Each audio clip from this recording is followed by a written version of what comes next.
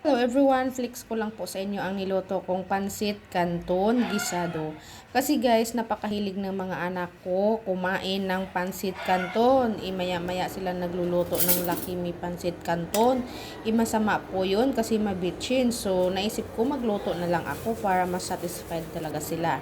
So, ayan ang aking mga recados guys. Nakita nyo naman. So, imitos-mitos muna natin ang ating mga lamas. Din ayan ang ating pinakuluan na chicken, no? Din ito ang ating mga gulay. So ayan na. Titimplahan na natin ang ating pangsahog na gulay. So yung gulay ko na yan guys is repolyong bagyo.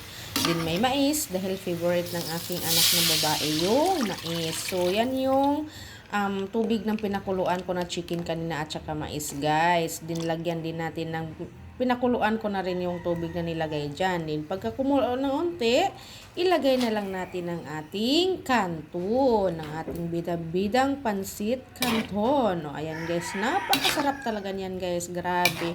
Hindi yan tinigilan ng mga anak ko, maya-maya sila pabalik-balik doon sa kusina para kumain ng pansit canton at napakasarap at overload rin daw sa gulay.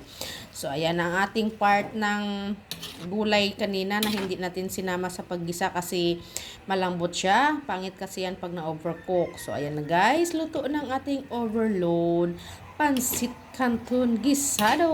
Napakasarap niyan guys. Thank you for watching everyone. Maraming salamat sa lahat ng nanonood at sumuporta sa mga videos ko. Maraming salamat po talaga sa inyo. Ayan guys, may konti siyang sauce kasi hindi siya pansit na tuyo.